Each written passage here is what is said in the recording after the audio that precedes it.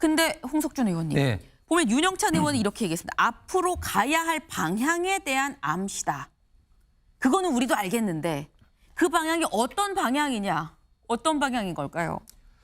이제 지금 이낙연 전 대표 총리 제가 이제 대정부 질문에서도 뵙고 하면 상당히 좀 말을 좀 정제하시고 네.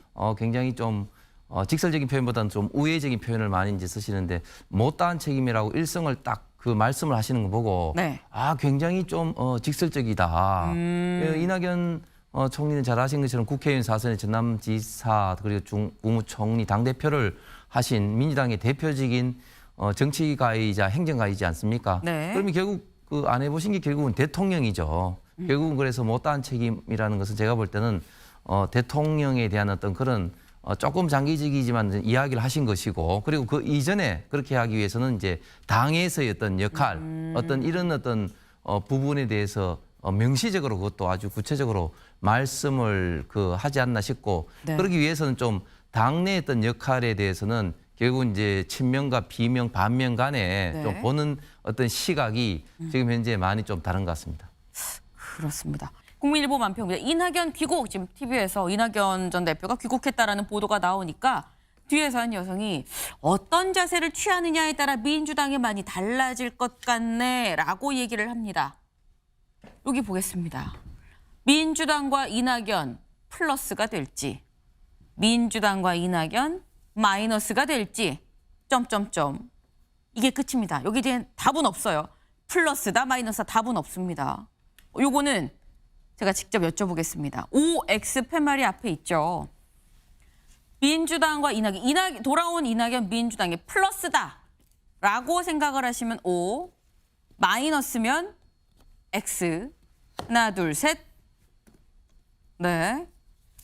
일단 양쪽 두 분 이게 뭐 보수 진보로 나뉘는 것 같진 않아요. 네. 홍석준 의원님. 네. X 마이너스다. 네. 네. 예, 일단 조금 뭐 장기적으로는 뭐 이낙연 대표가 민주당 그 진영에서 역할을 하실 수는 있을 것 같습니다만 그러나 일단은 현재 상태로 봐서는 좀 흩어져 있는 어떤 비명 그 반명의 확실한 어떤 구심점 역할을 할 것으로 이제 보입니다. 그렇게 됐을 때 과연 이제 이재명 대표가 이를 이제 어떻게 이제 받아들일 것이냐. 지금 혁신위가 이제 막 이제 발족을 해서 차기 이제 공천 문제라든지 네. 이런 문제에 대해서 이제 발표하지 않겠습니까? 그리고 이제 아마 혁신위에서는 뭐 개딸 등의 영향으로 대의원제의 어떤 그런 어떤 비중을 좀 축소하자는 기존에 네. 친이재명계에서 주장하는 그런 어떤 것들이 반영될 그런 어떤 가능성이 큰데 그렇게 되면은 이재명, 비이재명계에서 사실은 이제 반발을 할 가능성이 있고 그러면 이제 이낙연 총리가 안 계셨을 때는 그것이 이제 반발하더라도 네. 뭐 그렇게 큰 영향력 파급 효과는 없을 텐데 이제는 구심점이 사실은 이제 정치계에서는 구심점이 탁 있는 거하고 없는 거하고는 사실은 그 효과는 완전히 좀 다릅니다. 그런 거 봐서는 상당히 이제 민주당에서의 어떤 그런 어떤 세력 싸움이 본격화가 되면은 여러 가지 큰 좀 혼란의 어떤 원인은 분명히 될 거다. 좀 이렇게 좀 예측이 됩니다. 근데 홍석준 의원님 네. 오늘 이르면 결론이 날 것이다. 자문위의 결론이 날 것이다. 윤리특위가 아니라. 네.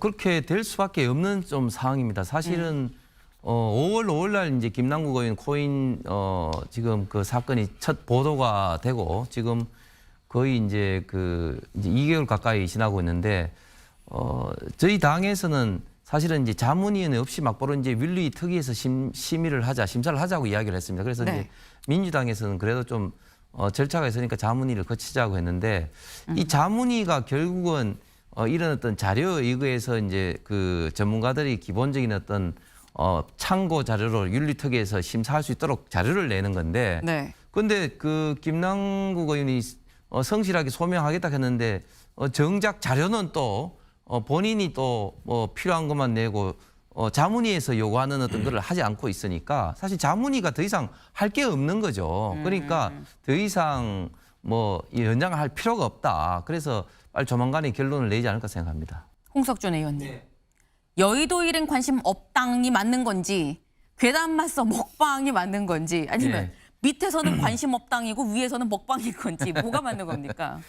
예, 저도 금요일 날 한덕수 총리와 이제 노량진에서 수산물 시장에서 이제 저녁을 이제 먹었는데 지금 그 과학적으로는 사실은 이제 그 후쿠시마 방류소가 알프스라는 이제 다액종 제거 장비를 하면 사실은 이제 안전한데 국민들 입장에서 봤을 때는 이 과학적인 것도 중요하지만 또 감정적인 어떤 영역도 있으니까 네. 저희들은 이제 국민들이 조금이라도 좀 안심을 시키기 위해서 이렇게 수산물 지금 시장을 찾고 있는 것이고 그것으로 인해서 좀 수산물의 피해를 좀 최소화하기 위해서 좀 노력을 하고 있습니다. 조금 전에 이제 경향신문에서 이야기한 것은 사실은 조금 지나친 어떤 멘트인데 원래 국회의원들 입장에서는 이제 총선 직전에는 이제 당무감사라든지 그런 것들이 이제 공천과 이제 연관이 되기 때문에 사실은 조금 그 전에 비해서는 지역구를 좀 관리를 하는 게 좀 뭐 많습니다. 그리고 네. 시간을 많이 가지기 때문에 이제 네. 그런 것이고 뭐 저도 지금 아침에 열심히 MBN에서 방송을 하고 있는데